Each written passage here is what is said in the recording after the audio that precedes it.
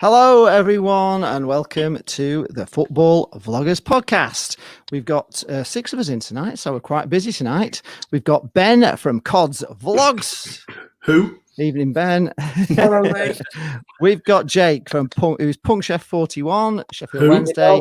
We've got the fabulous Mr. Door on tour, who's in time, and that's a good shirt you've got on. He looks like he's repping a Wednesday away kit, to be fair. Which kit is that, Door?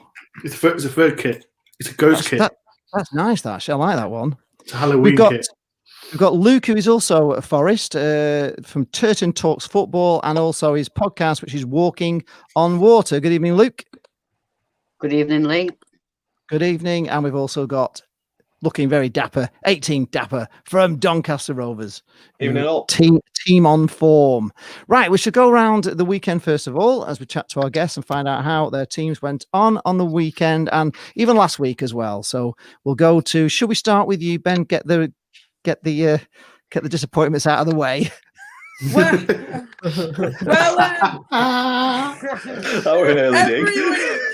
Every week you do this to me, you little shit. I love the way, right? Listen, every time Fleetwood win, I'm the You're one on last. Me. Lee tried sleeping till last. Oh yeah, snappers. You're the only one. Oh yeah, you lost at the weekend. I am going to start off first. We're going on Tuesday. We were 2-0 down, and I follow. It was an absolute disgrace.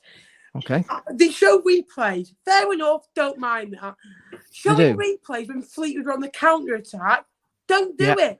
Show replays if there's a stoppage or an injury in play. It was a joke. So we score. My reaction is late because it pans back to us when we're 2-1. And I'm thinking, get in, we're back in. They show the replay. 30 seconds later, we're in again. It's 2-2. I'm thinking, what's happening here? Then we lose 3-2. No, but I can see Tyler's comment. Saturday, Oh yes, is he here? Because I put the link in the group, and he's in the group, isn't he? He might not have got it. Do you want me to stick him up there, Tyler, if he wants to come on? Sorry, Tyler, we were wondering where you were, so let me just put that link in the comments. So Saturday, it doesn't get off to the perfect start when your number 9 goes up for a header in the first 90 seconds. And then looks out of it for 11 minutes and has to be stretched off. Oh. So all your game plan around your number 9 gone. Hopefully he's okay. Hull score 1-0 deserved, and then Saunders goes down. He's out for the whole He's out for the whole half time. So 2 of our strikers go off the pitch. Oh, we do no. lose 2-0. We were poor. We didn't lay a glove on them. I thought you were going to smack them in this. Like Hull were a good side. They've got some good players. They've got Tommy, Lewis Potter, Richie Smallwood. Their keeper, George Long, it's his first clean sheet in over 12 months. So that makes you feel better, doesn't it? Thanks a lot, lads. But we move on to tomorrow in the Papa John's Trophy. The Trophy. Both of us are already through. So hopefully we can win. I think we'll play our kids. Lee, take that comment down. Good kids. I think some Forest banter coming into you too. Lee, take that comment down. So Ryan Dunbar will also know. One of our players last year, Jordan Ross, who was on loan from Rangers, was our best player last year, in my opinion.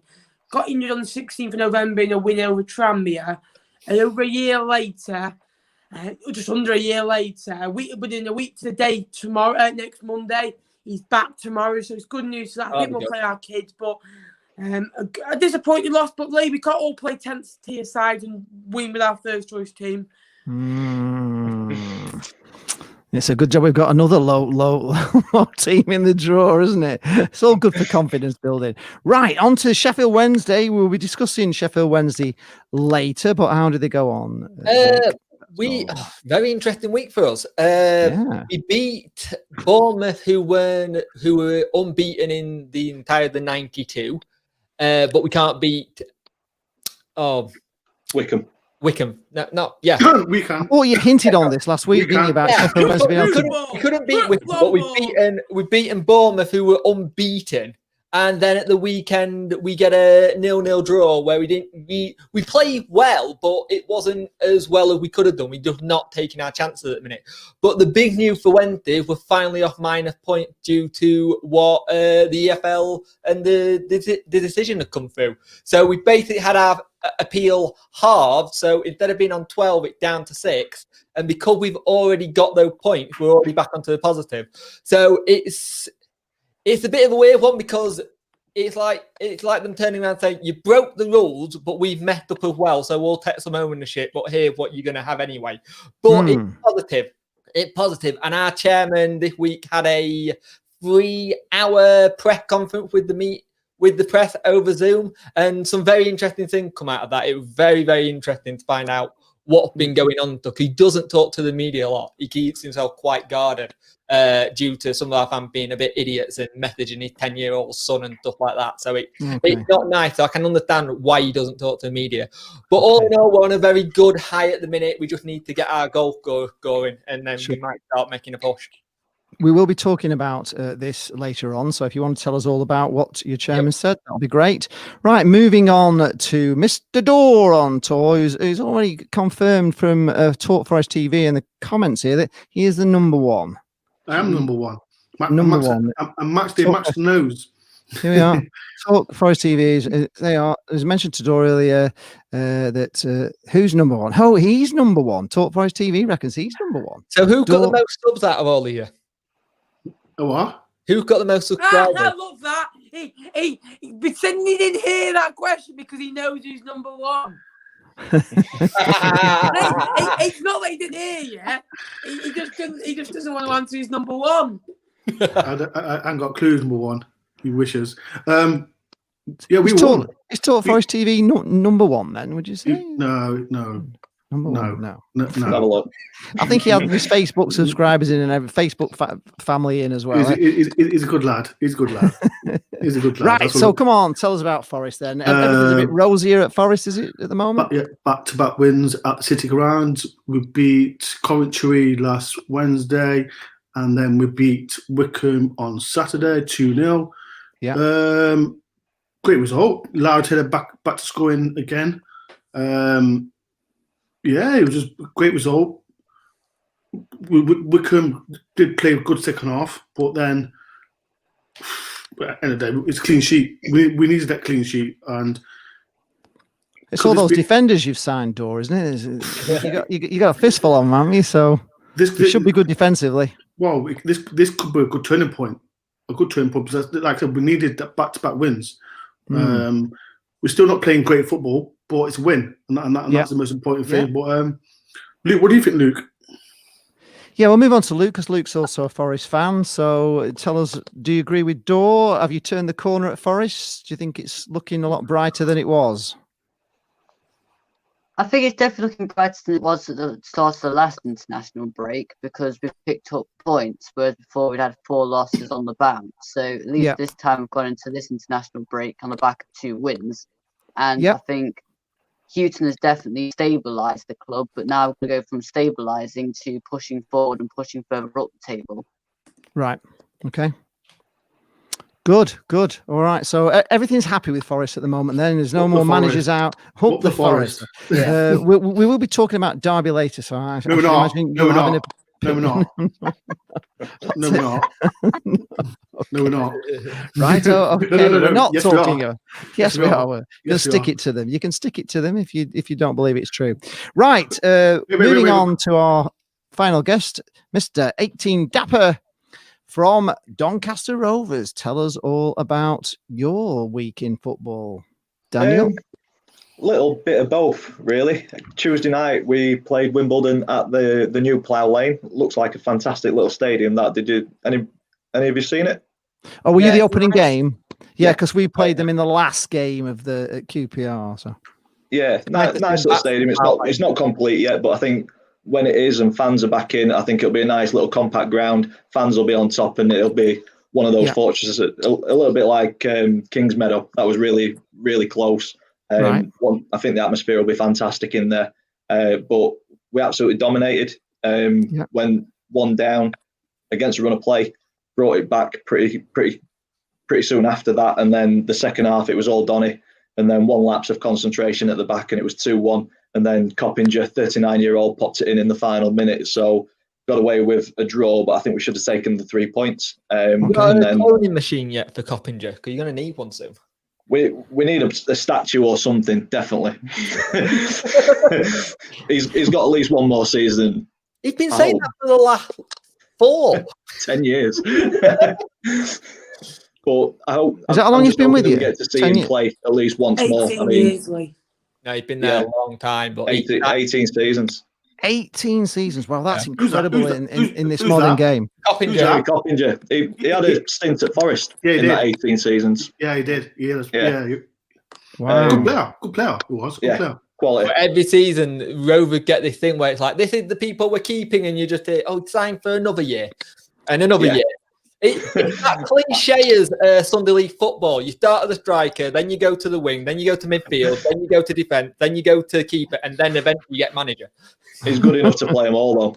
Yeah. Hands down. Wow, he must be an FA Cup legend. on Saturday, we were on BBC Two and put in a really good professional performance against FC United of Manchester, beating them 5-1. They brought one back at 2-0, and I thought, hello, here we go. But yeah, we dug in and did a professional job and grew to the second round against Carlisle at Carlisle. Which tough trip. It is a tough trip from where you are. It's Ben was mentioning miles, I think. pre-chat. Ben was mentioning pre-chat that's not so bad from Blackpool, but it is still quite a long way. It goes way past the lakes, and you keep going on and on that blooming motorway. It does seem a long way to Carlisle, but much further. You're in Scotland, aren't you? It will be a trip for you, won't it? Will you go? Oh no, you're not going anyway. What am I saying? But you'd probably go up the M1, would you? Across? Would you go across from? Yeah. Way up on at Scotch Corner and across that way, would it be? Yeah, that'd be the way. Okay. So, about 150 mile. Which is not a bad journey, but no. At this point in time, I wish I was making it. Yeah, I know. I think we all are missing football terribly, aren't we? We will touch on that. I mean, we had, going to our games now, we had a midweek win, 1-0, which was, we played well, and it gave us three wins out of 4, a win at home. And then we had obviously the cup game on Saturday, which, was their biggest game in 55 years. This for Eastbourne Borough we had on Saturday. And, I looked in their press and, they hadn't played a league team since 2005. I think Oxford were the last one. And you just know if that game had been on, it would have been a massive game for them. And I would have definitely gone because I've never been to Eastbourne ever.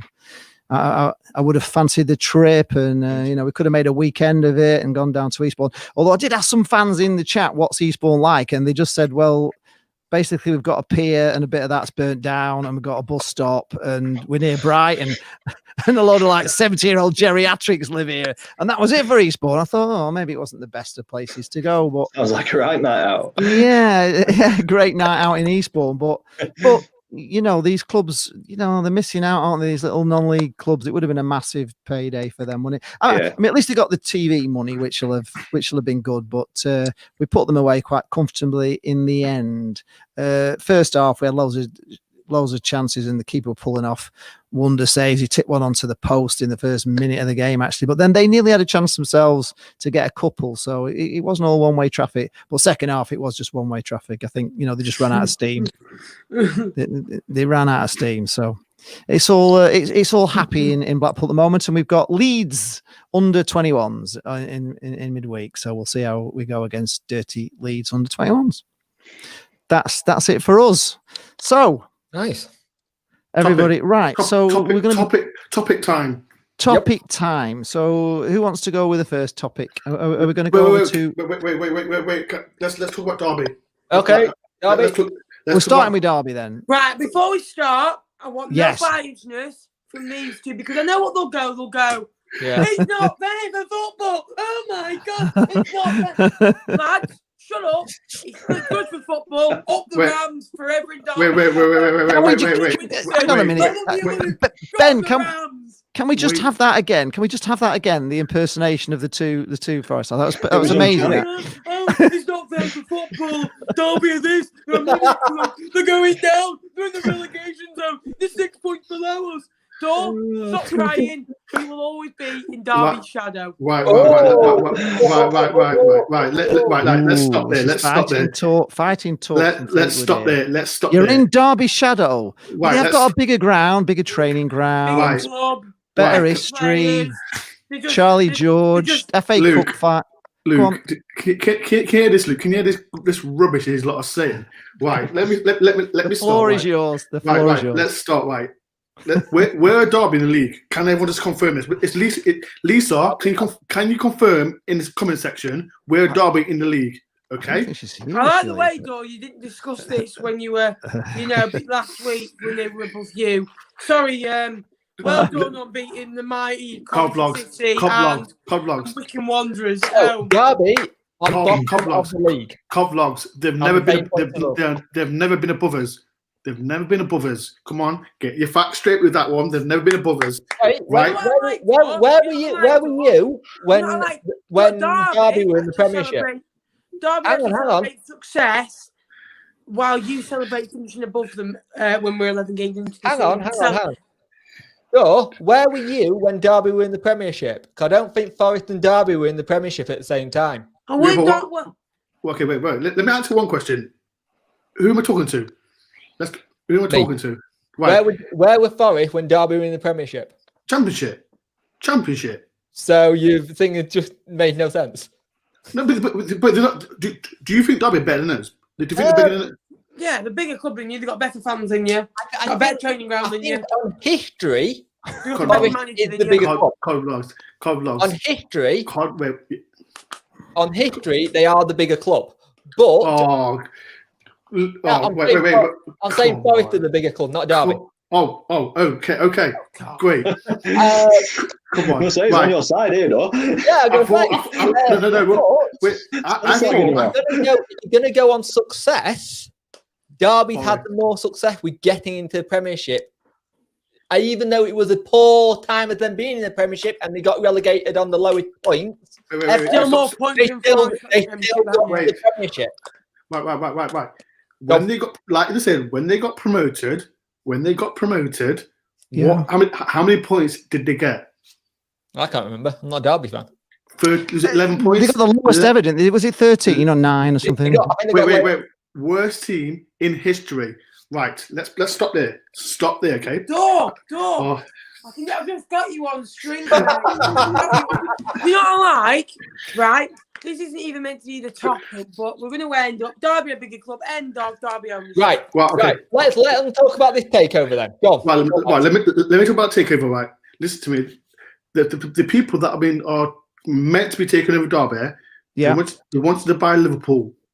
Liverpool said no. Then they wanted to buy Newcastle. They said no. Yeah. And now Derby struggling financially, and I hate Derby, but the owner, who's the owner again? Mel Morrison, he's a clever guy, and that's the Forest fans saying that. These guys got billions and billions and billions of pounds or whatever they want to say are buying Derby because me personally, or Wayne Rooney, and that's if Wayne Rooney wasn't there, I don't think this would be happening. That's my opinion. Brand. They're going on brand. They're going on brand. They're going on brand. They're not good. That's my personal opinion. Oh my god. Right. Go on, what's your opinion? Oh my god. Can I? So right, Dor, who again a very unbiased opinion, I must say. So you're saying a billionaire owner who wants to own a football club is only wanting to buy it because of Wayne Rooney. Okay. Of course he is. Of course they are. Right, Luke, what's your opinion? So all right then. So all right then. Is it fuck? Yes. When Liverpool owners came in, did they think, I want to do it because of Steven Gerrard? They thought about the old term plan. They thought they can get a football club, they can make money themselves, but they can make a football club great again and get them into the Premier League. It's not nothing to do with a player, by the way. Yes, it is. At the end of the season. No, he's not. Coblogs. He's getting the Derby job. He'll get the dog when it's they get nothing to do with Wayne Rooney being there. Come on. Nothing Yes, to it do is. with that. Yes, it is. Right. It Yes, is. it And is. if you weren't a Forest fan, though, you wouldn't say that. So Right. What? No, wait. Jake, stop there. Stop there, Jake. Stop there. Go. COD vlogs. can you actually address me by my real name? That'd be a No, first, though, you no, know. COD vlogs. Let me say something right. Right, I'm off. Bye. See you later. Oh, for freak's sake, man! Right. Why is he got a strap on? Because you won't call him Ben. He's called Ben. it's got vlogs. People call me Door. What's my name? Ben. Thank you. So you call me Door. Do I get offended? Yes, of course. We call you Door, but he doesn't want to be. He said just call him by his name, so he took offence. But anyway, oh bloody hell! Go I back to know school. you upset everybody. Anyway, what's your I'm getting attacked. I'm the victim. He's the bully. It's all going on here, folks. It's all totally going on here. If you just joined in, we've lost God's vlogs. I think you had a point. We're trying to get Tyler in. I think Derby as a team have got a foundation to push on and be a Premier League team. I think they've got the facilities. I think as a package, they're a good investment. He's back. I get what Door's saying in terms of Wayne Rooney as a brand. I think that does have a big impact on somebody's decision to buy a club or not. Stop chatting shit about me now, Door. They have got a lot of potential. They've got a great stadium, haven't they? I mean, it is a fabulous. What do you mean? What do you mean they haven't? No, they haven't. Ben? Pride Park is not a good stadium. Are you having all that? In what way is it not? In what way is it not? No, right. Listen to me. They build a stadium. Do you know where they built the stadium? Yeah. Derby. Well, roughly, is it about 20 years ago now? Yeah, it's a shithole. Not simple. Oh, right. So when you build your stadium, depends on how big of a club you are. Listen, right. It's still better ground than yours. This has come from a Fleetwood fan. Go on. We've got Lisa actually wants to come in on this. Should we bring her in? She wants to tell you all about it. She's obviously here.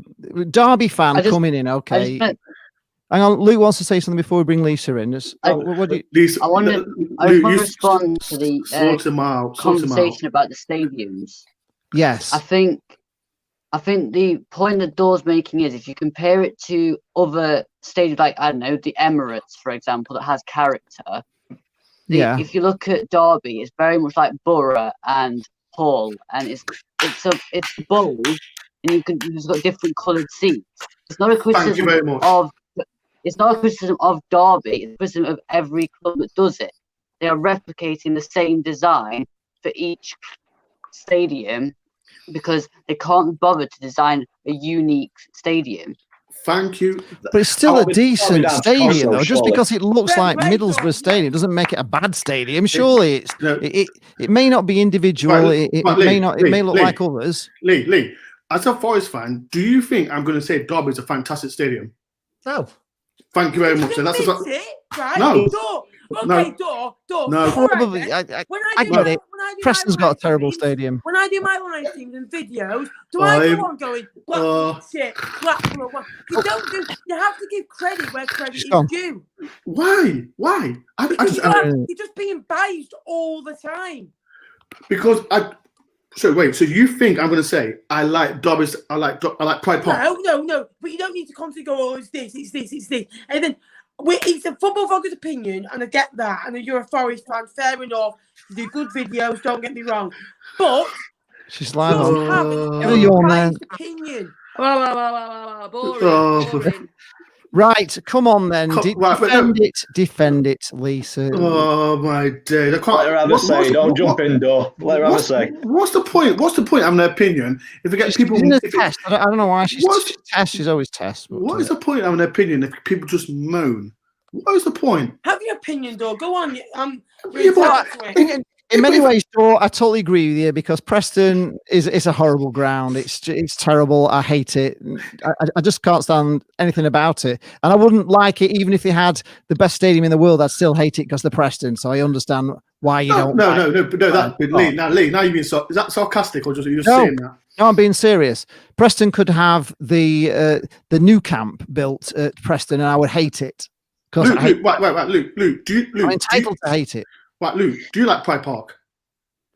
I have no, wait, Pride Park, because Derby don't really mean much to us. You know what I mean? We don't have any rivalry with Derby particularly. That's my point. I'm not going to say. Oh, Derby's got a fantastic stadium. Oh, exactly, which is what I'm saying. I would say the same thing about Preston. You know, even if they have the best ground in the world, I wouldn't like it. But we've got. So come on, Lisa, defend this Derby takeover. You're good enough to go in the Premier League with that ground, would you say? It's a decent Premier League. He's only saying that because he's a red dog. Thank you. Anyway, thank you. It's like Middlesbrough Stadium. Right, let's let Lisa talk here now, Bill. Stadium. It is. You look at get your facts right. No, if you're going to argue this argument with me, you've got to get your facts right, mate. Oh, you look great. at Middlesbrough's ground from the inside compared to ours. We make different designs to it. It's a far better side than Middlesbrough's ground's a dump. I don't like Middlesbrough's ground, right? The skeleton thing, yes, it's similar ground to Middlesbrough's, but if you look at Derby's inside, we've made so many different adjustments to Middlesbrough's on the outside as well. So you can't compare it to Middlesbrough's other than the fact that Woodrow built it. Right, Luke. So right, no, right. Crap door. Luke. Have you been to Middlesbrough Stadium? Do you know what I like, by the way? Every time. I've only ever. It's like Luke, are you in agreement with Dor on this? That Derby's ground. Fans, Lee. Oh, they can have their opinion. Ben, just chill out. I'm not being biased because I support Derby, but Derby have got one of the best grounds, I think. 100%. Of all the football grounds, Dor, and I'm like you, go home and away to every game. I've done about of the 90-odd grounds. I'm up to about 84, so I've been to the majority of the stadiums, right, in the football all leagues. And I'd go as far as to say the old baseball ground was dire, but the Pride Park, with all the adjustments and all the upgrading that they've made since it was originally built, we've got a really nice stadium. Right, let's talk about. Looks pretty nice on TV. Well, let's talk about the takeover. That's what we're on about. So go on, tell us a bit more about the takeover. So it's all been agreed by the EFL. They've done all the due diligence. They've checked the company out. They've agreed it all. I think they're saying here in the local papers and on the radio, Derby, that it should hopefully be done within the next couple of weeks. Signed, sealed. It's just the sort of fine T's to cross and everything out. So hopefully that will be done. We're hoping during this 2-week break, international break, then hopefully we'll have a new manager in place to move this club forward, because we are at the bottom of the league door, and we're where we, the table doesn't lie. We deserve to be bottom on performances. However, we've got a decent squad, and mark my words, when these owners come in, we'll be one of the richest football clubs in the country. No less. Bottom though, bottom. Yeah, for now, granted, for now. Oh, but you hang on, that gap is all of 6 points, 2 wins. So don't get carried away, though. You're still crap yourself. Lisa. Yeah, by the way, Forest B, by the way. Oh, here we go. Wycombe Wanderers, who completely didn't get past there, and Coventry City. So fair play for beating them, though. I'm not having any arguments with you. Ben, did Wycombe beat Sheffield Wednesday? Yeah. Okay, that's it all. Well, so hopefully, this takeover. They've got 2 wins this year. Right. So but you just said, because we beat Wycombe, but they beat Sheffield Wednesday. Yes. Okay. You beat Wycombe. You beat Wycombe, by the way, who won once away from home this year. So you're talking about a Sheffield Wednesday team that is so inconsistent, it's untrue. We lose to Wycombe, but then we can beat Bournemouth, who were unbeaten in the entire 92. We should beat them, to be fair. Who else Wycombe beat? Wycombe are in the league. They deserve to be in Championship. We've got to beat who's in front of us. So you can't say Wycombe are poor, because they're in the Championship. You can only beat what's in front of you. Exactly. So you can't, Ben, you can't say, oh, Wycombe, you beat Fair Wycombe. Play. Well done, Joy. Well done. Fair play. I said that what he was put in front of you. I said it in many weeks, but I just feel you can, if Derby beat Wycombe the other day and they went above you in the league table, what I'm saying is you'd come on this live stream and you'd go, you beat Wycombe, we'll still finish above you. So You would. At the end of the day, it's You know rival. something? I'm just joking with him, and I'm just getting bites back. So I'll continue. I'm not biting. I'm not biting back. You are. I'm not. Duel, Wait. One minute. This takeover. No, I'm not. No, wait. Ben. You went off air, Ben. Wait 1 minute, Lisa. I went off air. Your microphone's very, very quiet, Lisa. You- So you're getting. I went off went- air to get myself Can't hear a you. drink, though. But if you're carrying on this show, this will be my last show. So, fair play. Oh, come on. Get a grip of yourself, Ben. Right. I think Luke is trying to get a word in there about this derby. Derby takeover. Go on. Yeah, question about the Derby takeover. What do you think? What do you think's I actually? wanted to ask. Go on, Luke. I wanted to ask Lisa. Once the takeover has gone through, could you see the new owners firing Koku and hiring a new manager? I hope so, and I've been a big fan of Philip Koku from day one, but it's not working. We've got to change the manager, so I'm hopeful. That's the only reason I think Mel Morris hasn't sacked him, because it's going to cost him £4 million to get rid of him and his backroom staff. Why would he spend that when he's getting rid of the club? So I'm hoping the new owners come in. There'll be a change of manager. Yes, I'm hopeful. Right. And then the second question to that is, if they do sack Koku, who do you want them to bring in as a replacement? Well, there's rumours today that there's been links to John Terry coming in, which I don't want John Terry, if I'm honest with you. I don't know. I just want somebody that can settle the side down, because on paper we've got a really good squad of players. We've got some decent players at Derby County. We're just really, really underperforming. Now, It's going to be Rooney. You've got to, well, yeah, I agree with you. Honestly, though, I do agree with you. I think the players, when he's not in the team, we play better without Wayne Rooney in the side. I think is big. I'm eternally grateful for his coaching skills, all it is doing with the young lads. But the players play with more freedom. They can express themselves more when Wayne Rooney's not on the pitch. So we got our better results without him on the pitch. Lisa, let me make it right. So, would you be happy when these Kuwaits take over, Wayne Rooney to be Derby County manager? No, I wouldn't. No way on this earth do I want Wayne Rooney anywhere near managing Derby County Football Club. No. For one, he can't. He can't anyway, though. He's not done his badges. This is my point, and this was my point. Like, yes, I am a Forest fan. I'm going to dislike everything that Derby says. My point was to cop what Ben was saying. When Derby get taken over, my opinion, I think Wayne Rooney will take over the job. This is mine, because you told me, like, yes, these billionaires, they'll get any decent manager. Does need 50p for the meters? my point is, right, Derby, when they get taken over, they can get any manager they want. But I don't think it's going to happen. I think Wayne Rooney is high profile, and they'll make manager. My opinion, before everyone bites my head off. Kendall Town has apparently the greatest ground in the world. Anybody been to Kendall Town? I don't know. No. Let's move on from Derby, because I think we got it all said. Fuck Derby anyway. Language. Derby and Forest, it's like two bullmen fighting over a comb, according to Kenny. I think that just finishes that argument. I think it does, actually, doesn't it? I think that ends that. Should we move on now from Derby? I've just got one question on the Derby thing while we've got on. What do you think the point is for like, there was a bit of a disagreement between Nappers and Dorr about the reasons for coming in and buying Derby. I can see kind of both sides. I think Derby is set up as they've got a very good setup. They've got the squad, as you said, on paper. But Dorr seems to think that Rooney is the package, or the brand was more of the pull than Derby County. What's your thoughts on that? It's nothing to do with Wayne Rooney, let me tell you. It's to do with the fact. Derby County. Take away those two Red Dogs, because they're always going to disagree because they don't like it. The Derby County, we're a big football club with a good fan base. Luke, stop being quiet. Setups in the country. You're too quiet, Luke. A really good ground. We've got a fair bit of history. Trying to get a word in around the club. So we're a lot cheaper. Make no bones about it, than Liverpool, Newcastle. So how much is it? 60 mil.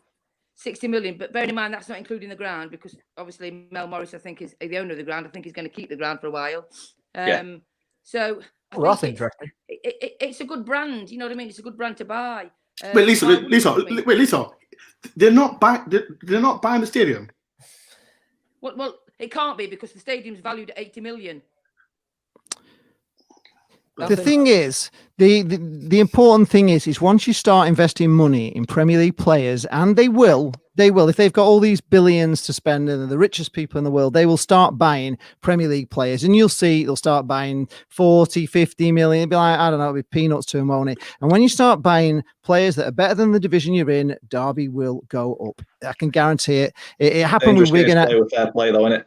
Yeah, exactly. It is against, but they'll find ways, like everybody else, of getting sponsorships in and all this sort of stuff. And there is no FFP this year. Don't forget that.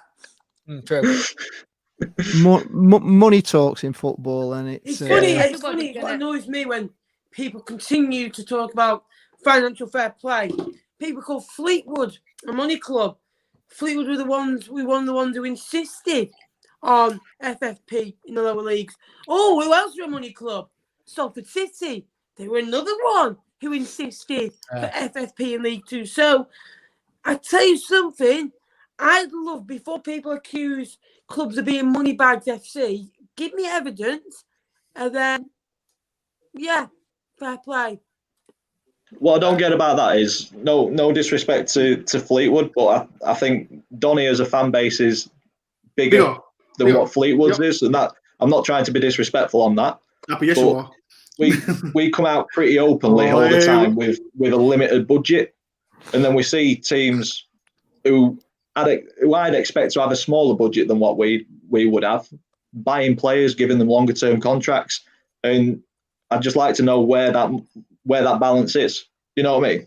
Yeah, I get it. I know. I'm bringing in Sharky here, because Sharky he's a Newcastle fan at Toonami TV, and they also had these owners were going to buy Newcastle. Is that right, Sharky? Yeah, 2019. There was talk that they were going to buy us. Are you? Sorry? Are you not sure about them, or I can't remember if they're okay? Well, for us, they didn't go through, but if it works out for Derby, then good luck, to Derby. Why didn't it go through for you, Sharky?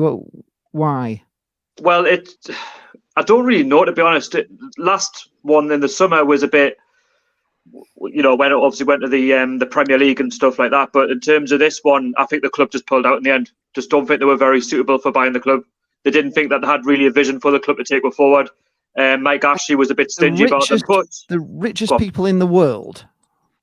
I think then again, you're dealing with Mike Ashley, who wants as much as humanly possible, and if he can squeeze a bit more out, he's going to. But like I say, he paid 134 million for the club, and he wants, I think, is it up to 350, 360? Yeah. So, at the end of the day, we're a well-established Premier League club with one of the best fan bases in the country. Yeah, a bit more expensive to buy into, but it's still peanuts to him, isn't it? I mean, how many billions is this guy worth? Did we say? Too much. Too much money. If Newcastle have a good season this season, that'll now be 4,450,000. Each season, it goes up. And if they do well and say they got to like a European spot, he will want even more money then. That's not happening. I know it's not happening, but you know what I mean. We're just a mid-table Premier League football club until he leaves. Sharky, I was speaking to a Newcastle fan at uni today, and he said he's sick to death of Steve Bruce, and all it is with Steve Bruce is it's dinosaur football. It is give the ball to St. Maximin, give the ball to Armouron, cross it in, and hope. There's no you're not wrong. And basically, with Rafa, a lot of the time he played a back three. So they played 3-4-3. Sometimes when you went to City, Liverpool, Spurs, Arsenal, it was a back five. But you could see the wingers making overlaps and making it as an attacking overload for the attacking players. Bruce, is he getting lucky? Is there any tactics there? And are you just beating the sides that you're better than, really? Yeah, I think his lucky socks have got to run out eventually. I mean, he gets very lucky in games. You see for yourself, we play this 5 at the back, wing back system. It doesn't work. You got caught out last season. he went with, to be fair to him, last season, he went with a 5 at the back, lost a lot of games. I mean, when you play 5 at the back, you should actually win more games than you lose, but that's not the case with us. Around January time, he went with the 4-2-3-1 formation, which actually works for us. And then I don't know why this season he's changed it to like a 4-4-2, which again didn't work. Then he's trying 5 at the back, again doesn't work, and we're getting caught out. In St. Maximin, you just watch him on the pitch and you know he's our best player there. He's just not getting any service, and he just looks sick and tired. And I don't know. I'm feeling sorry for the likes of Callum Wilson and that, because there's no service. Right, we're gonna move on from Derby, and we're going to talk. I know a few people have mentioned the comments on the thumbnail. We are going to talk about England versus Republic of Ireland. So the squads were announced. The England squad was announced. I think Luke pointed out that there's only one recognised left back. Is that right, Luke? In that squad? Yeah. For the past 3 or 4 squads, we have only named Ben Chilwell as a recognised left back. And I was saying to my granddad the other time we announced the squad, there is good young left backs out there that just get constantly overlooked, like Brandon Williams at Manchester United. Yeah. Like we're scared of playing some youngsters too early, but then we play some too often, in my opinion. Right. Do you think this would have been a good game to bring in, the likes of this lad from Man United against Republic of Ireland? Do we fancy this game? Are we all pretty confident on the match? Well, I'm generally not even bothered. Not even bothered. I'll be honest. Not even bothered. I've just grown so disinterested in England. We've got no connection. I'll be honest, right? And I don't know if everyone's noticed this. There's always positive, this word that's going around, we can't really say on YouTube, going around after they've been on international duty. I think Ronaldo might have got it after playing for Portugal. So for me, I don't think international fixtures should be happening this year, because it often leads up to a pile up in other Premier League fixtures. And I'll be honest with you, what's the point in a friendly against Ireland, and what was the point in a friendly against Wales? I don't think they're going to play Iceland. So for me, I just feel with England, it's a waste of time. They're boring to watch. And honestly, I'm more looking forward to watching Plymouth against Portsmouth next Monday than watching England. I'll be honest. I have no interest in England. Honestly, it's so boring. It's like watching paint drying. Against Belgium when they played at home, they had 2 shots on target, I think it was. They just got lucky. I watched the game, the last game. Playing Ireland.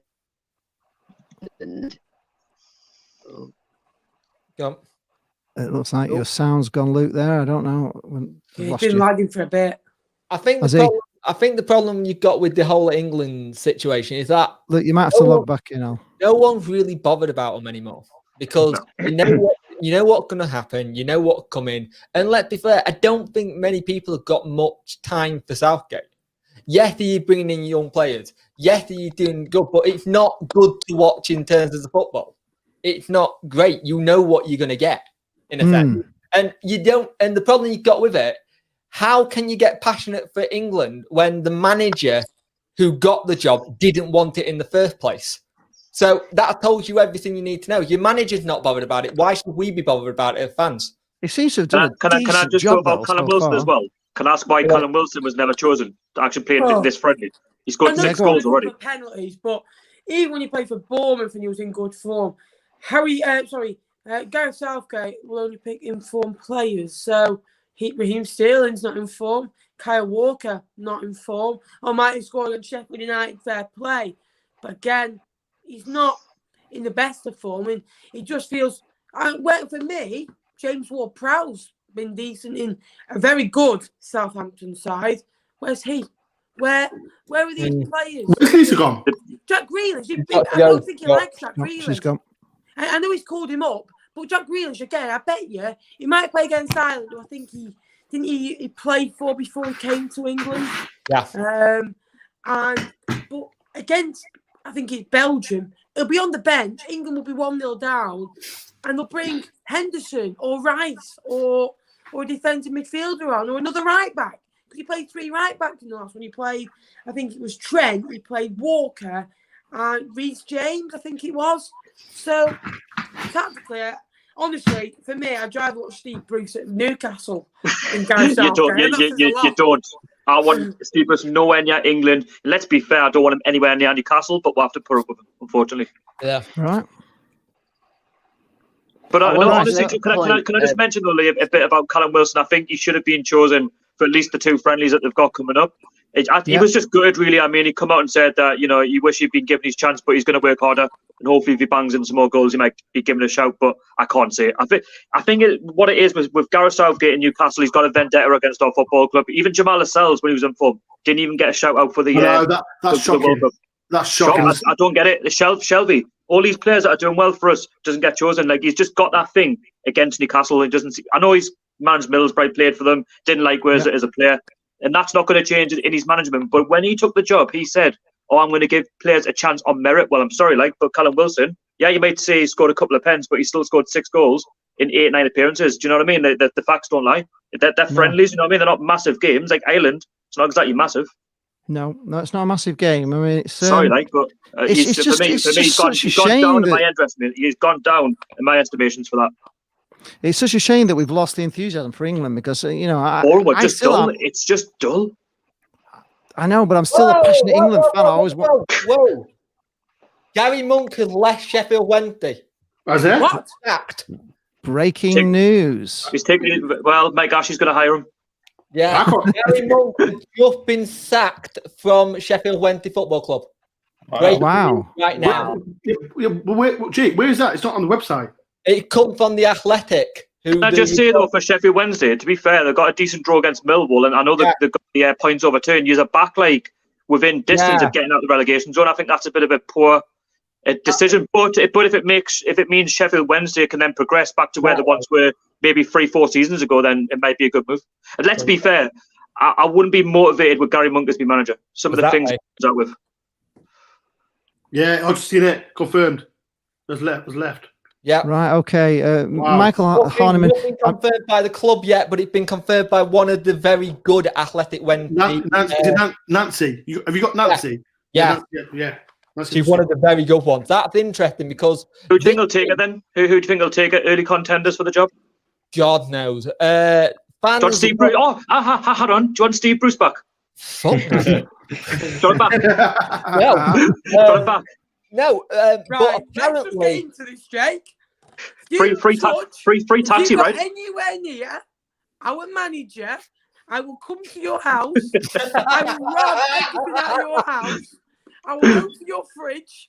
I will get the milk out of the fridge, and when you're asleep, I pour milk all over your face. If you go near my Joey Boy, I hope you get that. I think he's gonna go possibly foreign again because he's had 2 English managers on the bounce now. Lemuche. Don't get that. He was awful for you, though. I don't know, but this week we had a press conference from the chairman who said he backed him 100%. Kiss of death. Kiss of death, isn't it? Yeah, he had we speak all the time. We back him 100%. We think he's the right man. And now today we sacked him, and it's on an international break. To be fair though, it hasn't kind of come to a surprise because he only had has he only been in charge for a year? He's been in charge for years, and we've had 7. A long time. We've had 7 wins in 32 games, and only 2 wins. No, 1 win at Hill since February this year. So it's surprising. It's the vote of confidence always comes in before a manager gets sacked. Like it's the dreaded vote of confidence. Eddie Howe has been discussed by fans in the past. A lot He'll not go though because he wants a year out of football. He wants the whole season out. He'll not go. He won't come. I'm just picking up on Nick Muller's comment. He watches England women more than the men's team. Do we all watch England women? Of course you do, Nicholas.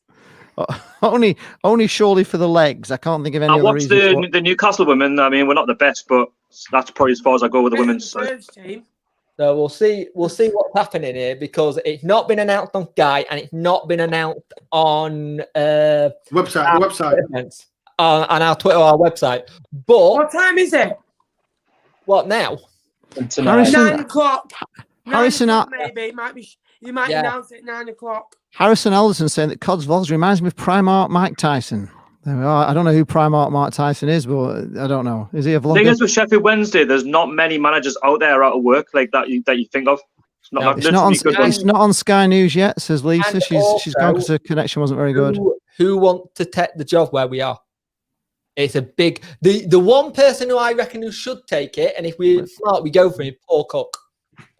Cook, why not? I think he's established. He's done well for Portsmouth in League One. And he did well at Wigan. Yeah, Wigan. Oh, Sheffield Wednesday have now just broken it. It just broke by the club. Do you know what? I think Paul Cook. You know what? I think Paul Cook could be a shout. Because he was gutted when he left Wigan because of the financial troubles. I think he could go in there and do a job. He could be a shout. Yeah. Just confirmed it. Yeah. Just confirmed it. Yep, it's confirmed. There we are. Breaking news on the Football Vloggers podcast. You heard it here first. Sheffield Wednesday have sacked Monk. Wow. Apart from Cook, I can't think of many more that would actually take it. I mean, out of Sheffield Wednesday, but there's just not many out there that are really out of jobs. Like you could say like Sean Dyson at Burnley not getting back as much with money, but he won't leave Burnley, dropping into Sheffield Wednesday just for the sake of the leagues. Oh yeah. It's a strange one because he got the kiss of death and then he pulls this one. So it's one of those ones where I think we've all been thinking, when is it going to happen? And we finally got the answer, if that makes sense. But you know what? It's not been good enough. Jay, you know what? Go on. Jay, you should get Cuckoo from Derby. Darren Moore might be a shout. Could be a shout. Do you know what? I would to tell you what, who done the FA Cup draw? Cowley, he could take it. He's a good manager. Yeah. He done well for Lincoln. Well, we did have Cowley interview for the job, so I wonder if he might. I reckon it's either him or Paul Cook. Them two. What about Wagner? Maybe that's one that's come up before as well. German, Huddersfield got promotion. Yeah. Did he get sacked? He got sacked for a German. Yeah, they lost 8-0. They lost 8-0 in the German league. Somewhere in Germany. Oh, what's his name? I can't think. Yeah, it's gone. I can only think of Paul Cook and Cowley. I think them two for me look like the favourites for me. This big German. Oh, this is this. The only one with Cowley is was it Schalke? Yeah, it was Schalke. Yeah, Schalke. The only one with Cowley is we did look him over for the job when we hired Gary Monk. I think you'll take it now, though. You're in a better position because you've got to remember you're back on like normal points. So you got 5 points now, is that right? Yeah, 5 points. No, we've got 6 points. 6 points. So there you go. Yeah. You're not. The thing is, it's still early in the season. So Sheffield Wednesday, if you get something good, you could still push yourself up that table. It's the right time to do it instead of waiting. How far are you off safety, Jake? How far are you off? Early days. Off. You can't be that far off now, surely. I mean, you just had a 6 point. It makes you wonder. We're 1 point off safety. You're only 1 point off safety, so you're not that bad, are you? It makes you wonder if Chanceru was waiting to see what the situation with the point deduction was going to be, and then he's gone, all right, we're now on even keel. Bye, see you later. I'm sorry, but when you appointed Monk, though, it was a bit of a dull appointment, though. He doesn't come across as a manager that motivates anyone. Like Steve Bruce, they just don't motivate us to really enjoy watching football.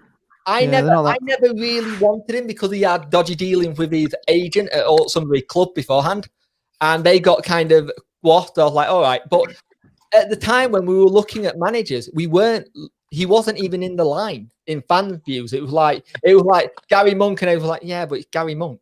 He hasn't got a good record. He's record. To be fair though, how many sackings has he got on his CV? Do you know what I mean? You got to look at that as well. I mean, of course they're going to hire Steve Bruce, who's got sackings. That's just how our club works. You know, we just hire anybody these days. But Steve Bruce has left more clubs than he's been sacked from, really, hasn't he? Yeah, he's left. That's why it's not wait for Ashley to sell up, so he goes. There's an interesting one about Steve Bruce that our owner said this week. I don't know if you saw it, Sharky. Is that Steve Bruce begged our owner for the job? Yeah, he did. And our owner turned around and said, yeah, all right, then. You're not who I want, but if you can do it, then we'll hire you. And then the Newcastle job was the stepping stone. You went to the stepping stone to get the Newcastle job.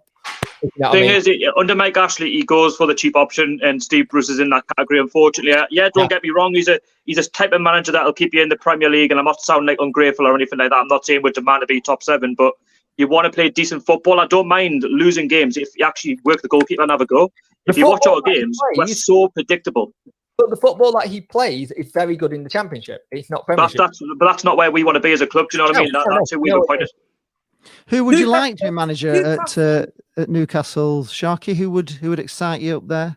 Well, it's a very similar situation to a lot of. It depends on who's in charge, like your ownership. It also depends on the ambitions. Obviously, at the minute, it has to be Steve Bruce. That's who what current manager is. But you'd like to think there's a manager out there that would look at Newcastle's potential and look at the fan base. I'm not saying we demand this. We want to play decent football. Like, we're not saying what it was back in the 90s, but let's start working the goalkeeper more. Let's start having maybe 5 or 6 shots on target, not just 1-2 a game, and then that's it. Soak up the pressure. I just think with Steve Bruce, his lucky socks can't last much longer. It is wearing thin with the fans, and the fans now are starting to get on his back.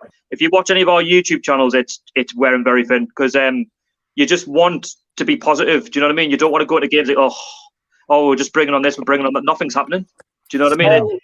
To be honest with you, like, we had our time with Rafa Benitez, but he was shafted out the door. So who in the right mind is going to want to manage Newcastle under Mike Ashley if you're not backing Rafa Benitez? I know his football wasn't the best at times, but he was defensively organised. The team knew what they were doing. They knew their the roles. This team, it's just look the ball up and hope for the best. It's an interesting one because somebody's mentioned Eddie Howe. Gurney's mentioned Eddie Howe for the. Don't get me wrong. If we stayed up at the end of the season and Steve Bruce goes, Eddie Howe would be my number 1 choice. Yeah, it's interesting. He's such a good manager, such a brilliant manager. He needs a bigger club than Bournemouth. No offense. This strikes me a little bit of what Forest did. Wasn't going right with Lamucci for them. Sacked him, and he sacked his entire staff that he just got in the summer. The danger with Steve Bruce now is in his press conferences, he's so predictable, and even at the end of games, if you watch them, he's making excuses. He's not backing up his excuses with the performances on the pitch, and even some of the players are calling him out. And if the players are calling him out, even for his selections, it says what's going on at the club again, back to square one, so to speak. Somebody's just posted up, what do you guys think of Gareth Southgate, and will England ever win anything with him in charge? I personally think he's a great manager, and we will win. Let Dappy answer it. Let Dappy answer. You answer it. Me? Yeah. Let's bring you in. I think we had our best opportunity to win anything the last tournament. Yeah, we did. And we threw it away. Yeah, we did. I think we'll be very lucky to get an opportunity like that again. Every club, didn't they? Every big club more or less went out, didn't we? We only had to get past, Croatia. It was just unbelievable. Yeah, Croatia have got some quality players. You look at their squad; they were fantastic. But for me, I was looking at what they had to go through in the previous rounds. Every single round, they played 120 minutes. They played the 90 and the extra time. I thought we should have been fitter. Thought we should be stronger. At halftime, I thought we couldn't lose. Honestly, I thought we couldn't lose. Lee had such an easy run though to play Croatia. Like some of the sides that we played up against, they weren't exactly hard. So you had a bit of luck there. Yeah, I think that was the opportunity to come away with something. And honestly, even the Nations League, he bottled that as well. We should have won that. Yeah, definitely. I think to come away with another opportunity like that, it's once in a lifetime. I can't remember seeing us get anywhere near or feel like we were going to get anywhere near him. I really thought we were going to win. I thought we were going to win it, to be honest. The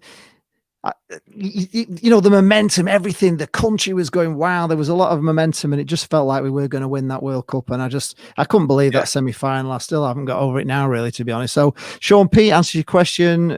We don't think we'll win anything with Southgate. For me, can I be honest? I'm going to say this, and I'm going to get called delusional. Gareth Southgate reminds me a lot of Ole Gunnar Solskjaer. He's a yes man. And Ole Gunnar Solskjaer, people constantly say I'm wrong. He gets luck. So you watch it. They play awful football. There's no tactics involved for United. Then they beat a side that their team is better than. Fair play, Everton, good side, start the season off well. They beat West Brom, Palace, Spurs, and they did okay. Don't get me wrong. But United, again, lost to Chelsea, drew to Chelsea, lost to Arsenal, lost to Spurs. But again, no tactics, lost in the week in Europe. And then they get a win. And that'll keep Ole Gunnar Solskjaer in the job for a few weeks. They'll win a couple in a row that will go, maybe give them a few more weeks. Then they'll watch it in a couple of weeks, they'll lose a couple that they should win. And that reminds me of Southgate. Whereas he was get a lot of questions after that. I think it was a Denmark game where they lost 1-0 for an Eriksen penalty. And then they obviously, I think they beat Belgium as well. Just after that, I'm not sure if that was after or before. But again, he just gets lucky. He gets lucky in games. Belgium, they shouldn't have won the game. Belgium with a better side. Should have had a couple more penalties. Shouldn't have really have won the game. And again, in the Euros, they beat Tunisia. They beat, who was the other team in the group? They beat Tunisia, Panama. They beat Colombia on penalties. I thought the thing that disappointed me, and somebody's side, and then the played Sweden again, don't get me wrong, fairly decent side, but England should win. And as soon as they played a good side, they lost the game, and it was simple as that. I think the thing that disappointed me in that second half was Croatia made a change in the second half, and he didn't do anything to stop it, did he? You know, they changed the formation, and he just never changed anything. And you could just see the goals coming, couldn't you? And you're thinking it needs a change. He needs to counteract what they've done, because the first half was so, you know, we were so much on top, and we could have been a few goals clear as well, I thought. But you look at the Iceland game as well. Look how lucky we got against Iceland away. We played. We should be. I think they score like was it a lucky penalty or a lucky goal? And Iceland go and miss a penalty. But when I watched England in the World Cup, right, they had Young and Trippier as fullbacks, and Walker, Maguire, and Stones centre halves. They played a back three. For me, that shows everything about England. You only ever play a back three if you're not good enough to play a back four. And 3 and 2, you don't really have the character to play a back four. They played Kane. I think it was Sterling who played as up front. Sterling, for me, is better out wide. And when Croatia made that sub, England should have gone to a back four. Bring an attacker on, right? Bring someone like, I can't remember who was in the England squad at the time, but bringing a winger on, just really get at them, put Kane in the middle, who's good in the air, will hold the ball up for you, get Sterling on one side, get a right winger on, put someone on the right wing, and just get at them. He didn't do that, and fair play, he got to the semi-finals, but for me, I don't know if there's anyone better, though, for an England job right now. That is what I don't believe. So Benjamin Bloom said it worked perfectly a few weeks ago. Who is there that's better than Southgate right now? That is a problem, isn't it? I mean, it'd have to be a foreign manager again, wouldn't it? Really, at the moment, would you not think, if they were going to change it? I'd have Nuno. I'd have Nuno from Wolves. I don't think they fancy another foreign manager, though, do they? They've not, had one. Really. They can have Steve Bruce if they want. I'm willing to sacrifice not watching England with Steve Bruce in charge. No, we've got now. For England. Right. Well, what's next? Next topic. What's the next one then? On that we just got to touch before the phone in, or do you want to bring a phone in? Have we got a question for? We had the Fleetwood CEO talking about the financial help. Oh yes, of course. Yeah, this was something that was brought up by Fleetwood. All these clubs are in real danger of going out, and how do we think they should be helped, and what should they be helped out when other clubs haven't been? And it's kind of a big mess, isn't it? Really, but it's different times, isn't it?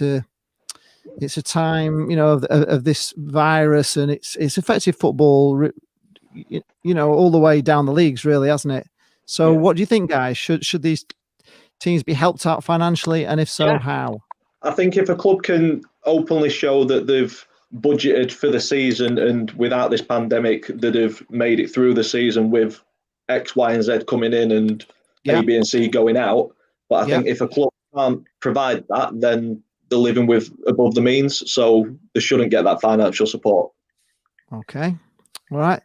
Ben Cosvogs, what do you reckon about this? Should they be given? Well, obviously, it's come from Fleetwood, this, hasn't it?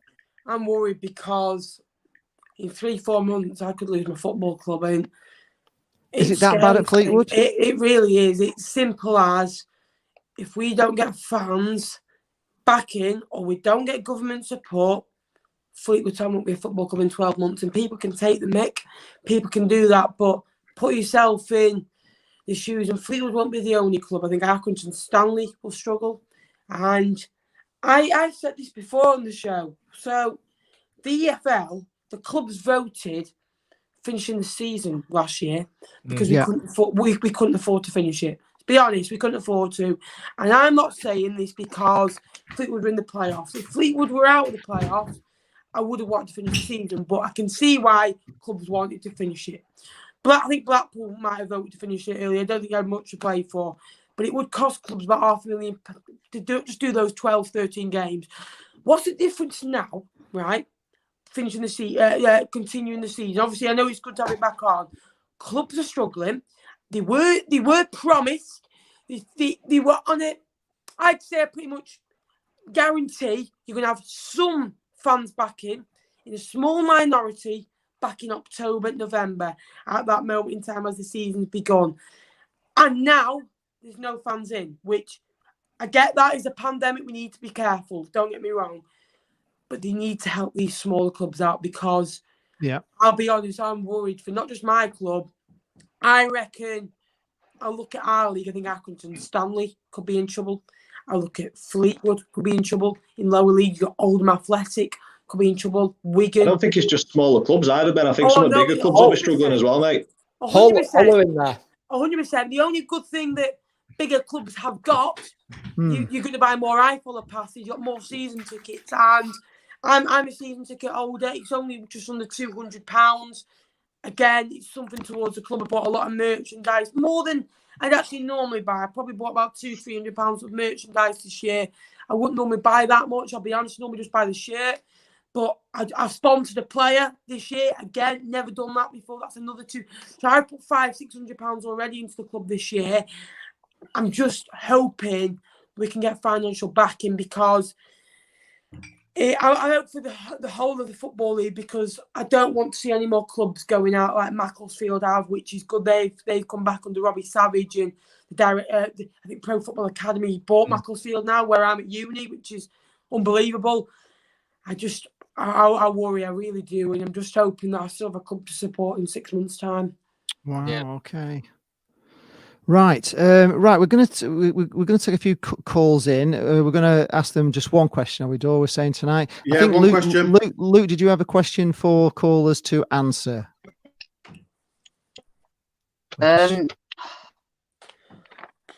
That was the one thing I didn't prepare. I did not prepare a question. All right. So a question for the callers in tonight. What are we going to ask them?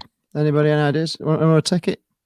I'll ask them. I'll just ask them about the current team's form and how they're doing, and obviously going into the international break. So. Okay. All right. Well, we've got one question, people. One question. Okay. Just one question. So. No talking. One question. All right, so we'll bring in Ben Brown. Obviously, he was, so we know he's okay. Hi, Hello, Ben. Right. Hi, Ben. One question for you from Cos Vlogs from Ben. Mm-hmm. Far away, Ben. We know. Obviously, we'll start off with your Premier League team because I like this because I'm a Spurs fan. How did Arsenal get on yesterday? Wait, everyone jokes about Arsenal, yeah? But remember, this is the team that beat Liverpool 7-2 as well. So, fair enough. I know I'm kind of making an excuse, but at the same time, people were making fun of us. Like, the thing is, though, with Arsenal players, whenever one Arsenal player makes a mistake or something, like Tierney, for example, it goes viral. However, when it's another team from the top six, no one cares about it, only because it's Arsenal and always a banter club. Ben, quick question. Sorry, Ben. Yeah. Do you like Arteta as a manager? Yes or no? Arteta. That leads to my next question, because I'll be honest. I watch Arsenal. Your best player, Aubameyang. Your goal scorer, Aubameyang. Why is Aubameyang? Aubameyang played through the middle last year, scored 22 goals. Previous season, played through the middle, scored 22 goals. Played out wide, on the left-hand side, Willian on the right, Lacazette through the middle. Scored 2 goals this year. Do you think Aubameyang needs to be through the middle? Simple as that, and then that might help you change? Yeah, definitely. I think people think that Lacazette is really good. He's not. I think for the first 6 months. I find Lacazette overrated. Yeah, as an Arsenal fan, like there's some Arsenal fans that think he's really decent, but I just think he's not, though, because I think we need to give Pepe more of a chance. Like, I know he's not that great, but if you give him more of a chance, give like Nelson more chance, Saka more of a chance than that, then we might actually have a chance of like winning. And I've always said with Arsenal, we're always looking to sign like a midfielder or something, but we've always needed a winger. I think personally, yeah. Like, what do you think of Willian? The main position.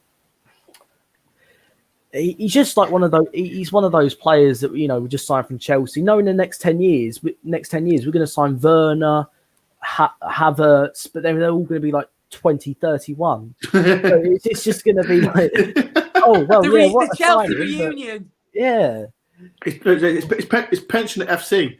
Yeah, that's Fleetwood for your door. That's Fleetwood. We've got Whelan, we've got Duffy, we've got Coombs, we've got Madden, we've got Ched, we've got Mulgrew. Come on, lads. Let's go join the route to the job centre in 5 years' time. Right. Okay. Cheers, Ben, for that. Thank you very much. Thank you, Ben. Thanks for calling in. Top call. Right, call. We've got nobody else yet waiting to come in. So who is it? How did I miss? You haven't missed nothing, Nappers. Nappers, did you say you're playing this week? Who's playing this week? Who's playing this week? We're not. We've got Leeds under 21s in the whatever it's called cup now. It's the EFL trophy, is it? The Papa John's. The Papa John's, isn't it now? Is it Papa John's pizza? We play Sunderland. And I'd just like to quote Barton, because this came up on my timeline. Like this. Barton, after a 1-1 draw, by the way, Sunderland, who scored in the last minute against Fleetwood. In February, celebrated like they won the World Cup final. He quoted goes, "It's nice to see us a former Newcastle player, Sunderland, who in the Premier League 3 years ago, celebrate drawing with us." They drink the pitch all day. That shows how Ben, don't worry, mate. We laughed at them when they did that. Don't you worry about that. I love him. We've got it on record. I love Barton. I'll be honest. If there's any club that I don't like, I'll be honest, I don't like Sunderland. I like good lad. I like that. You stick with that. Fans, Dirty Mackhams. Don't like Sunderland. Wait, can I put in? I think, listen, Matt. I think Sunderland and Newcastle got one of the best fans in England. 100%. Yeah. The Sunderland fans are debatable when it's all gone wrong. No, Sunderland are top there. Sunderland and Newcastle are one of the best fans in England, I think. Yeah. Anyway, Ben, just do us a favour. Beat Sunderland tomorrow. That'll be fun. Oh no, we're going to play our kids tomorrow, mate. And then they'll probably get a buzz for beating your kids. Oh yeah, that'll be it, mate. Yeah. Sunderland breaking new laws every single season. Yeah, we play them again in a couple of weeks in the league, so we'll wait. Home or away? And I'd rather win. I'd rather beat us. Be small, win playing like us and lose, then be them and beat us. Honestly, Ben, home or away? Home or away for we're Fleetwood? at home to them. They're coming to our ground. This is our campsite. This is our house. And is this tomorrow or 2 weeks' time? Where you played in 2 weeks? 2 weeks' time. I fear nobody in this league. I'll be honest. I fear nobody in this league apart from Blackpool because I know they'll beat us 3-1 again in the last minute. So that's the only one I don't like going to. And then Lee will come on my video going, I love the way you cry in this video. I will give some stick. I will give you some stick, obviously. By the way, Lee, we can't keep beating you all the time. Lee, by the way, left at 15-year-old crying. I didn't laugh. I never laughed. You don't have a heart. No, I did not laugh. You are heartless. That is. I said I felt for you. I felt for you in that video. I did. I really did. No, I'm joking. Yeah, I don't know. I did. But you still. I did. It's painful. I mean, it was good from our side, but it was, you could see the pain, and it is painful when you lose to a last kick of the game goal. We all know that. There's nothing worse. Nothing better when you win through it, though. Especially when you are hanging on with like 10 men. Lee, did you know you got a fan club? Why is a Lee Charles fan club on the comments? I don't know. There's somebody posting as a Lee Charles fan. Lee Charles TV fan club. Love them. Yeah, they're great. Talking about Blackpool, Lee, they've picked up a bit of form lately as well, I think. Last few games. Yeah, we really have. We have got Cody, the big Man City fan. One question, please. One question. What's the question for him tonight? Let's bring him in. The question is, how did City go on, I suppose, is it? Yeah, Man City, yeah. Okay. Good evening, Cody, big Man City fan. Hello. You all right? Yeah. Ben's got the question for you. Cods Vlogs will ask you the tonight's question. So Man City played Liverpool yesterday, 1-0 down, came back. Jesus, lovely turn, good finish. Good point for you, or 2 points dropped? I don't even know how to describe that game, to be honest. Like, in fact, have you not seen my video, right? I was fuming with the referee, right? I was fuming, right? We had a free kick, right? But the referee... What's your channel, Cody? What's your channel? Quickly, what's your channel? Cody, big Man City fan. So, like, you should... Oh, it's on you. Read it out, Lee. You just read it out about a minute and a half before. I didn't know that was his YouTube channel. I just thought he was... I thought he was just Cody, a big Man City fan. Right, okay, so we'll check you out. So I'll have to check out this video. Carry on. Sorry to interrupt you. And I was fuming at the referee, right? We could have a free kick, right? When Jota nudged Sterling, right? And then I just did not even think that was a penalty. That was stupid from the referee, right? In my respective view, right? No disrespect to Liverpool or anything like that. They played well as well. Like I just can't understand them dodgy decisions going against us like that. It's just, including like, I think last year as well with like Alexander-Arnold not having ball in Anfield. Like I was like shocked about we lost 3-1 to at their place last year. So like it's hard. I think for Manchester City, it's definitely a 2 points drop because that pen for me by De Bruyne was just ridiculous. That's unlike him. That's ridiculous. Me. I'm good from the penalty spot. I'm just doing good thing I'm good at. I think you should put that away. I'm sorry, if Alisson goes right and then he's trying to go left, he just puts it wide. Like, come on. How big do you want the goal to be? Oh Lord! Honestly, I know it's Liverpool, but for me, I think you should be getting 3 points in that game yesterday. Have you heard about Gary Monk left Sheffield Wednesday? Yep. Yeah, we heard it. City are on the ring to him right now for the job. Pep's gone. No, I'm joking. Right. I hear Newcastle want a new assistant, so he's going to go to Steve Bruce. Yeah, but probably that's going to happen. That'll be done by tomorrow. Signed and sealed, delivered. 50k a week. Right. Cheers, Toby, for that. Cheers. Thank you very much, Cody. I have got another caller of the name George Crumper. Just it's going to be a fake call. I don't think that's going to be real, mate. Should we take it or not? Don't do it. Just take it. Don't do it. Hello, George Crumper. Quickly. Hello, Lee. Hello, everyone. How are you doing? All right. First question I've got for you, Lee, mate. Yes. What did you think about the opponents? What do you think about the performance against Harrogate? I thought it was very good, actually. I mean, we were only playing against Harrogate. We haven't played Harrogate yet. Sorry. The ball coming out. Yeah, I think it's a great draw. Yeah.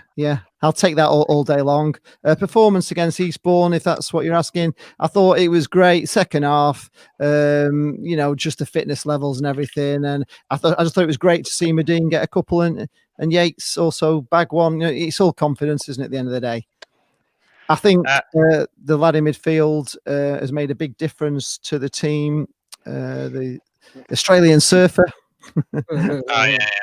Yeah, I thought it was quite decent. It could have been a bit better, though, Only 3-0 against a non-league team. But have you seen anything about... I heard something on Twitter. This scout one of our scouts has found this new young prospect called Mar. I think his name's Sug Mar. No? Suck my fat knob. Oh, yeah. Lee, I told you. Well, at least I got some sensible conversation with him. Yeah, they were a little bit, weren't they? I don't really want to suck his fat knob, but there you go.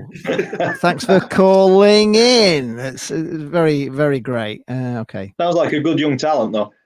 Yeah. No, he probably is. He's got a great name, hasn't he? Just about icing his name, probably sold for 50 million. bit of money, That's what he's in for. That's gonna be Dobby's first signing. On that pleasant note, boys, I am done. I'm going to call it a night. Cheers, Daniel. Thanks for the show. Thank you. Cheers. Long. Cheers. Have a good week. We'll probably see him in a fortnight. I think he'll be back in 2 weeks' time. We'll dapper. I don't know what happened to Tyler Rowlandson tonight. A few have wanted him on, but we did give him the link, but he's not come in, so I don't know. Who we got? We've got a caller coming in here. Football Prime. No, it's Football Prime Ginger. We know him. He's all right. He was on the show last week. We're okay. Hello. Right. Hello. Good evening, Ginger. We're asking about the weekend's football. You're Celtic, aren't you? Celtic fan, so tell us all about it. I am, yeah. Celtic played Motherwell and they won 4-1. Ellen Newsey scored a hat-trick, who's on loan from Southampton. And it was a pretty good performance overall. And so we're still, I think, 7 points behind Rangers, but we do have 2 games in hand. But I don't know if you've seen the Rangers result. But yes, I did. I watched it. 8-0, which isn't too good because that's them up. I think that's 12 goals ahead on goal difference as well. Yeah, it's a massive. It's basically a point. Yeah, it is. If you look at Liverpool City a few years ago, and even in the relegation zone in like the Premier League, obviously you're going for the title, but sometimes that goal difference at the end of the year, it's going to be tight this year. Yeah, and if you could just have a better goal difference than them, and you say 2 points behind, all you need to do is win. Whether you're 2 points, if you're 2 points with a worse goal difference, you've got to win and rely that they lose instead of otherwise if you had a better goal difference, you could rely on them drawing, if you get what I mean. So it could be massive pressure, and they're not conceding goals, Rangers, this year. So Gurney's saying you're 9 points behind Rangers. Is that right? 9 points behind Rangers. Yeah, but we have 2 games in hand, so it would be. You said 7. But, so problem is, I don't want to stick up for Rangers here, but they might have the games in hand, but you've got to win those games in hand to catch Rangers. Otherwise, for me, they're away this season, as far as I'm concerned. Yeah, and them game in hands are after the New Year. Yeah, and that might have a massive, could have a massive say, because when you're playing around the Christmas time, it's a test of your players' fitness levels, obviously, especially around Christmas when the games are coming. Jonathan Tracy is saying that Rangers will win it this season, Ginger. I know it's not nice. Gerrard is a quality manager, they're saying. Well, to be fair, last season they were in the same situation. And after the Christmas break, I don't know what happened to Rangers. I think there was a fallout, and they lost, I think, 4 games on the bounce, and we won our 4 games. And then that's how basically we won the league last year. But to be honest, I'm not that confident that we'll do it this year. And it makes it that bit annoying when it's about to be 10 in a row. The problem Celtic have got is that you keep going back to the kind of Neil Lennon or someone else. There isn't anyone that seems to fit that in-between situation. And you had it with Dyler, wasn't a great manager. The problem is it's one of these situations where you're a club that's had managers who've done well for long periods of time. But when you've been trying to find like a short-term fix, you've either gone to what you know or you've gone for something different. And it worked, but it's not worked on how the fans have worked. And let's be honest, when you got Lennon in, Lennon was only going to be there for a caretaker, and then they gave it him. Exactly. So it's like, it screams a little bit of trying to figure out what your board actually now want to do, because it's coming down to a point where if Rangers are now starting to pick up fees like they are doing, and Gerrard is now starting to show himself as a manager, the only saving grace you've got is people are now going to be looking at Gerrard as a manager now, though. We could. Can I just put in and just say a couple of things about Celtic before he goes? I think first and foremost, being honest, I think Rangers will win the Premier League. However, putting a positive spin on it, I do believe if Rangers continue to be in the Europa League and say Celtic go out, you've got less games in that way. So that means it might actually suit Celtic. It means Rangers are playing games, every twice a week, and that might have a massive effect on them come the end of the season. But I think for Celtic right now, you won 4-1 yesterday. It's all about being consistent and just trying to keep up the pace as best you can. Because I feel if you lose any more games, then I feel like Rangers have got a massive step on you. That's the only concern I've got. I've got just a question for all of you. So, see the Carabao Cup. Do you think it would be a good idea if teams from the SPFL was to be in that cup as well? I think we've already discussed this, isn't it? What?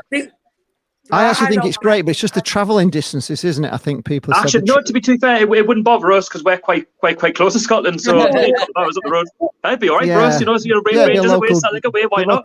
I'd love to go on taking some Scottish games if I'm being honest, and I think it would make the cup a bit more interesting because it's these cups have just there's no interest in them, is there? This is the problem with it at the moment. There's very little interest. To be fair though, I would rather do Rangers and Celtic away than Southampton away or any of those clubs down south in the Carabao Cup on a Tuesday night. Yeah, it's a long way in it down south. I mean, we're closer as well at Blackpool to Scotland, so yeah, exactly. See, if you was a team like Portsmouth or Exeter, if they had to play like Ross County or Inverness away, that's a full trip from the United Kingdom. Can you imagine Plymouth?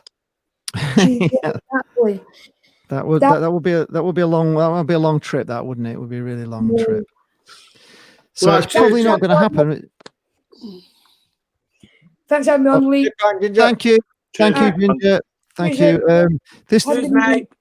This comment here, somebody's putting that Gerrard will take over from Klopp. In my view, what is your thoughts, guys? He needs to win the title. Yeah, 100%. Lining him up for the Liverpool job. Klopp signing deal to 2024. That'll see him out. I really believe that. 3 more years at Rangers, a good Rangers side. And the one thing I respect that Lampard did. Lampard went to Derby, did well, went to Chelsea. Ole Gunnar Solskjaer again managed at Chelsea before, Cardiff and Mould before he went to United. You look at who else we got to give examples of. But then you look at Arteta. Yeah. He went from City's assistant to first team manager, and I know his budget isn't the same. This preparation time, and by the way, Rangers are a massive club. No offense to Derby, bigger than Derby in my opinion, bigger than Cardiff or Mould. They're a huge club, one of the biggest in the world, in front of big crowds, big expectations, and to win their first title in 10 years, that'd be amazing. And he would go to Liverpool, an absolute legend in Scotland, and that will help him deliver in Liverpool. I really believe that. My only concern would be that the Scottish Premiership isn't that competitive. I think he would need to go to like a championship team just to have that competitiveness. Because to win I get that, to win the league after it's great. And they're competing better in Europe now. Obviously, I know they were 3-3 against Benfica, they're 3-1 up. But my only worry would be that he's coming from a Rangers team where it's just Celtic and Rangers. Now and again, there's another one top three. Yeah. But like you said, Europe probably doing him the best of good, actually showing him what he can do, how he can perform, how he can change it up against European teams. And this is the thing. Gerrard will be Liverpool manager one day. And like you said, 2024, I think there's a reason why that's a 2024 contract. Like, I think they know he needs a couple of years because let's remember when he left to go to Rangers, they didn't really want him to leave the setup there. They wanted him to stay and then he mold into it. But I think it was the right thing for him to do. 100%, I agree with that. Ben Brown's just coming back in. We'll just take Ben Brown in just once. We'll just let him into. Hi Ben, have you got something on that? I was just hearing you saying about Gerrard. Now you think about it, Klopp's really good, but obviously there's going to be one point where Liverpool are going to fall down a bit, and I think he might have to step down. And I think Gerrard would be really good. It's but I think it might be one of those ones like Lampard. Actually, no, it wouldn't though, because to be honest, Gerrard has had experience with obviously Rangers. And that. So I think he'd do pretty well. I think he wouldn't be like a Lampard. Obviously, he only had Derby, and I think he left Derby too soon. I really do. Way too soon. Yeah, when he's knocking, he's gonna go, isn't he? He's a Celtic boy. Yeah, I do. I believe that. And with Gerrard, he never won the Premier League as a player, and he was obviously one of the best players in the Premier League in my era. An absolute What wonderful player, wonderful left foot, wonderful right foot. He could do both. And good in the air, great tackler, great workaholic. And as a manager, he got questioned a lot last year. And I think this is his third season at Rangers now, I believe, because he went in the same time as Barton at Fleetwood. both at very similar clubs, both massive clubs. No, I'm joking. I think with Rangers, if they win it this year, that'd be huge. That'd be huge because to stop Celtic getting 10 in a row, I know they should be winning titles, but it'd be an unbelievable achievement, and people might take note of the job Gerrard's done. And I'd love to see him in the Premier League in 2 or 3 years, but I just can't see it until 2024. I'll be honest with you. Yeah. To be honest, he got linked with us last year as well, and the year before. And when Rafa left, he was actually linked with a job at Newcastle. But to be fair, like Gerrard, I would actually take him at Newcastle if it gives him that sort of bridge towards going to Liverpool. You know, imagine if he'd done a good job at Newcastle, managed to win a few games, get up the league, and then it gives him that benchmark to go to Liverpool. Do you know what I mean? He's gone from one club to another club. Like I say, Newcastle and Liverpool are very similar clubs. Like we're there for the football, but I think what Gerrard needs is he needs to go from maybe someone like Rangers to someone like Newcastle, like mid-table club, then to someone like Liverpool in 2024, if that's the plan. Yeah. All right, thanks, Ben. Thank you very much. Thank you. Right, I think that's kind of. Oh, Lee gone. He's called it. He's gone. Hey, I've gone. Yeah, no. Even Mr. Perfect gets things wrong, Lee. I clicked Ben off and clicked myself off, so there we go. Yes, I'm good at making mistakes at the moment, folks. As Ben will tell us about the live stream that we did, was a bit of a disaster. Lee went live, and then he went. No mics on. The black screen went, and then he went mute for 3 or 4 minutes, and then this poor lad wanted his wife's birthday name, and Jay went, no, get the BT on. I was like, it was Car Crash TV, Ben. That's what car crash TV. It was like watching you and that Costa on the channel. No. Oh, dreadful. No. Right, anything else before we go? No, that's it, I think. But I did get 2,800 views on it, so it's not too bad, is it? Well done. Thanks, guys, for watching. Let us know. Thank you if you've enjoyed the show. If you could like, that'll be appreciated, and subscribe to all our channels. That is Lee Charles TV. That is Punk Chef. Whatever his last bit of his name. 41. There we go. That's it. So that is. Before you go, that is Tune on Tour, and I am Cod's Vlogs. I'm going door. Before you go, I'm doing a Kevin Campbell interview soon, so watch out for that. Okay. Campbell. Oh, you're right. Brilliant. Kevin Campbell. Did you get me question, though? No, what was it? Yeah, he's got the most Premier League goals, Kevin Campbell, without any. Yeah. I think he scored like, was it 80 or maybe 90 goals in the? Because he scored a lot for Everton. So. Yeah, I'll answer that tomorrow. Good lad. Good luck. Oh, it's tomorrow, is it? Okay, we will look out. Check out doors. Me and Dora are all right. We have the boxing fight next week. So. Right. Before you go, right. This is what we need. We need banter. We need arguments. We need everything. This is what we want. Not like this. Yeah, okay, more So I did banter. We were not having an argument. Yeah. I went off to make it a more dramatic approach. I promise you. Right? So, guys, honestly, I'm an actor, so is Dor.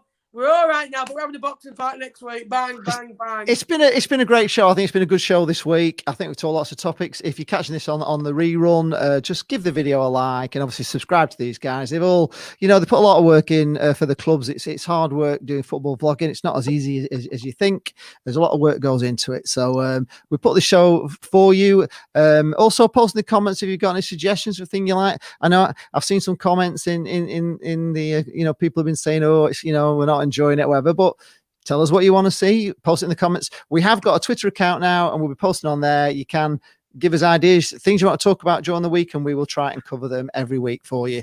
Thanks a lot for watching. Thanks to all you guys as well for giving it your time. And they give it the time. Totally free for it as well. Up the forest. Up the forest. Up the pool. See you later. later. Thanks for watching. Bye. Bye-bye.